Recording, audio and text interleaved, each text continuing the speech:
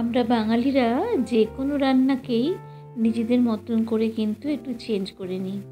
নিজেদের মতন করে আবার সেটাকে একটা নতুন রকম রেসিপি তৈরি করে ফেলি। সেই রকমই আজকের আমার এই রেসিপিটা। এটা আমরা একটু মাছ মাংসের গন্ধ না থাকলে কোনো জিনিসই যেন আমাদের ভালো লাগে না। দেখুন আজকে কি বানিয়েছি। নিয়ে নিয়েছি সর্ষের তেল। প্রথমে আদা কুচি দিয়ে দিলাম, তারপরে দিয়েছি রসুন কুচি, তারপরে দিয়ে দিচ্ছি কাঁচা লঙ্কা কুচি, দিয়ে একটু লালচে করে ভেজে নিচ্ছি।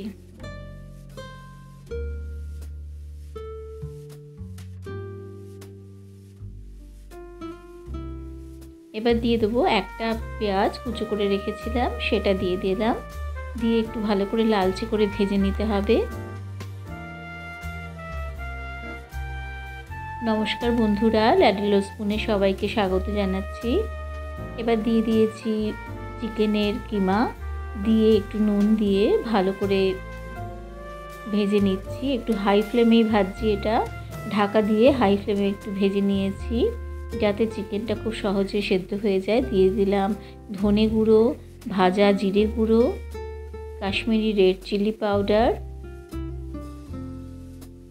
দিয়ে খুব ভালো করে মশলাগুলোকে মিশিয়ে নিতে হবে। দিয়ে দিলাম হলুদ, এবার সামান্য পরিমাণে চিনি দিয়ে দিয়েছি। এবার দিয়ে দিচ্ছি কুচি করে রাখা কিছুটা ক্যাপসিকাম, দিয়ে খুব ভালো করে সমস্ত কিছু ভালো করে ভেজে নিচ্ছি। একটু গরম জল দিয়ে দিলাম যাতে মশলাগুলো চিকেনের সাথে খুব ভালো করে মিশে যায়। একটা আলু সেদ্ধ করে রেখেছিলাম, সেটাও এর মধ্যে দিয়ে দিচ্ছি। ভালো করে স্ম্যাশ করে রেখেছিলাম, সেটা ভালো করে চিকেনের সাথে মিশিয়ে দিলাম। দিয়ে দিলাম সামান্য গরম মশলা, দিয়ে খুব ভালো করে সমস্ত কিছু মিশিয়ে নিচ্ছি। রান্নাটা পুরোটা দেখার জন্য আপনাদেরকে অনুরোধ করছি বন্ধুরা। আর যদি দেখার পরে ভালো লাগে তাহলে একটা সাবস্ক্রিপশন আপনাদের কাছে আশা করছি। দিয়ে দিলাম কিছুটা কুচনো ধনেপাতা, দিয়ে এটা কমপ্লিট হয়ে গেছে। এটা আমার পুরের জন্য তৈরি করে নিয়েছি। এবার দেখুন বড় বড় যে কাঁচা লঙ্কাগুলো পাওয়া যায়, যেগুলোকে অনেকে এর মধ্যে মশলা ভরে পুর ভরে যেটা বেসনে ডুবিয়ে ভাজা করে খাওয়া হয়, সেইটাকেই আমি আমার মতন করে তৈরি করে নিচ্ছি। আমরা তো ওরকম মশলা ভরে থেকেও আমাদের মনে হয় ভেতরে যদি একটু মাছ থাকতো বা মাংস থাকতো বেশি ভালো লাগবে, সেই হিসেব থেকেই আমি কিন্তু আজকের এই রান্নাটা করা। এবার ওই বানিয়ে রাখা পুরটার মধ্যে আমি আরও কিছুটা ধনেপাতা কুচি দিয়ে নিয়েছি, দিয়ে ভালো করে মাখিয়ে নিয়ে লঙ্কাগুলোর মাঝখানটা চিড়ে আমি ভেতরে দানাগুলো ফেলে দিয়েছি। দিয়ে এবার পুরটা বেশ ভালো করে একদম ভর্তি করে ভরে দিচ্ছি।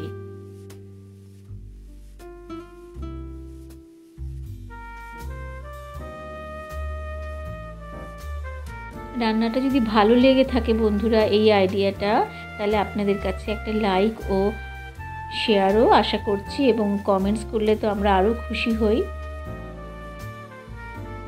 দেখুন এইভাবে সব কটা ভরে নিতে হবে। খুব ভালো করে ভেতরটা ভর্তি করে ঠেসে ঠেসে আমি ভরে দিচ্ছি কিমার স্টাফিংটা।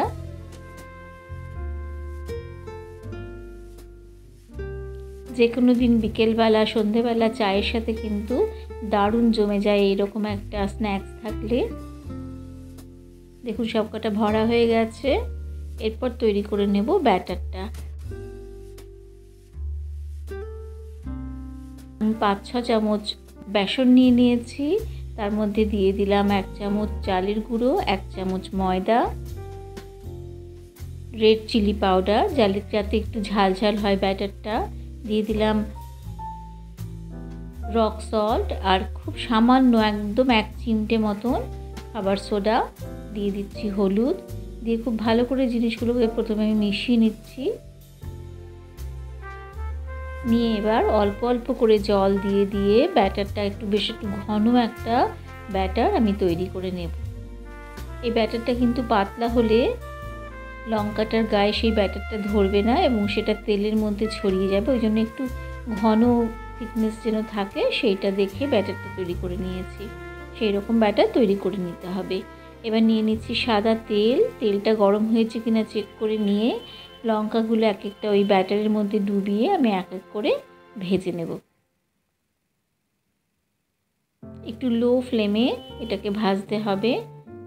লো টু মিডিয়াম করে করে আমি এটাকে ভেজে নিচ্ছি, যাতে ভেতরে লঙ্কার যেটা কাঁচা রয়েছে সেটা কিন্তু যাতে ভালো মতন সেদ্ধ হয়ে যায়, ভাজা হয়ে যায়। তাই জন্য, কারণ স্টাফিংটা রান্না হওয়ার কোনো কিছু নেই, শুধু ওপরের যে লঙ্কার অংশটা রয়েছে সেটা যেন ভালো করে সেদ্ধ হয়ে যায়, সেই রকম লো টু মিডিয়ামে আমি ফ্লেমটা রেখে রেখে লঙ্কাগুলো ভেজে নিচ্ছি।